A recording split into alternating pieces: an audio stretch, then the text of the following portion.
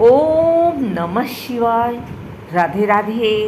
आइए सुनते हैं सोमवारी एकादशी की यह कथा, माता पार्वती के अद्भुत महल की अनोखी कथा। एक बार माता पार्वती ने महसूस किया कि महादेव तो देवों के भी देव हैं। सारे देव तो सुंदर महलों में रहते हैं, लेकिन देवाधिदेव शमशान में। इससे तो देव की प्रतिष्ठा भी बिगड़ती है। उन्होंने महादेव से हट किया कि आपको भी महल में रहना चाहिए। आपका महल तो इंद्र के महल से भी उत्तम और भव्य होना चाहिए। उन्होंने जिद पकड़ी कि अब ऐसा महल चाहिए जो तीनों लोक में कहीं ना हो।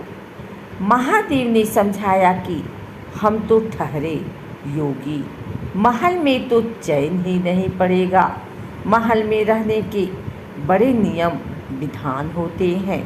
मस्त मौला अवघड़ों के लिए महल उचित नहीं है।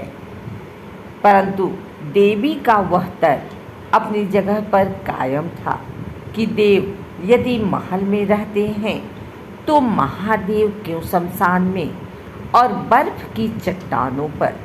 महादेव को झुकना पड़ा। उन्होंने विश्वकर्मा जी को बुलाया। उन्हें ऐसा महल बनाने को कहा जिसकी सुंदरता की बराबरी का महल त्रिभुवन में कहीं ना हो। वह न तो धरती पर हो न ही जल में। विश्वकर्मा जी जगह की खोज करने लगे। उन्हें एक ऐसी जगह दिखी जो चारों ओर से पानी से ढकी हुई थी। बीच में 3 सुंदर पहाड़ दिख रहे थे। उस पहाड़ पर तरह तरह के फूल और वनस्पति थे। यह लंका थी। विश्वकर्मा जी ने माता पार्वती को उसके बारे में बताया तो माता प्रसन्न हो गई और एक विशाल नगर के ही निर्माण का आदेश दे दिया। विश्वकर्मा जी ने अपनी कला का परिचय देते हुए वहाँ सोने की अद्भुत नगरी ही बना दी। माता ने गृह प्रवेश को मुहूर्त निकलवाया। विश्रवा ऋषि को आचार्य नियुक्त किया गया। सभी देवताओं और ऋषियों को निमंत्रण मिला। जिसने भी महल देखा वह उसकी प्रशंसा करते नहीं थके। गृह प्रवेश के बाद महादेव ने आचार्य से दक्षिणा मांगने को कहा।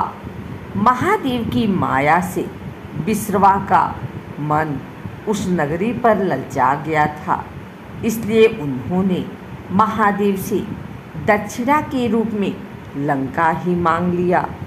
महादेव ने विश्रवा को लंकापुरी दान कर दी। पार्वती जी को विश्रवा की इस धृष्टता पर बड़ा क्रोध आया। उन्होंने क्रोध में आकर श्राप दे दिया कि तूने महादेव की सरलता का लाभ उठाकर मेरे प्रिय महल को हड़प लिया है। मेरे मन में क्रोध की अग्नि धधक रही है।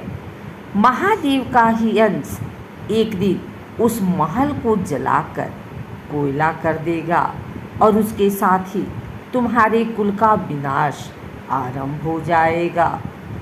कथा के अनुसार विश्रवा से वह पूरी पुत्र कुबेर को मिली, लेकिन रावण ने कुबेर को निकालकर लंका को हड़प लिया। श्राप के कारण शिव के अवतार हनुमान जी ने लंका जलाई और विश्रवा के पुत्र रावण, कुंभकर्ण और कुल का विनाश हुआ।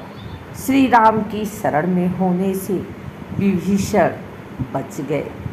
अगर आपको यह वीडियो अच्छी लगी हो तो इसे लाइक करें, कमेंट करें, शेयर करें। हमारे चैनल को सब्सक्राइब करके बेल नोटिफिकेशन ऑल पर सेट कर लें ताकि आगे आने वाली वीडियो सबसे पहले आप तक पहुंच सके। धन्यवाद।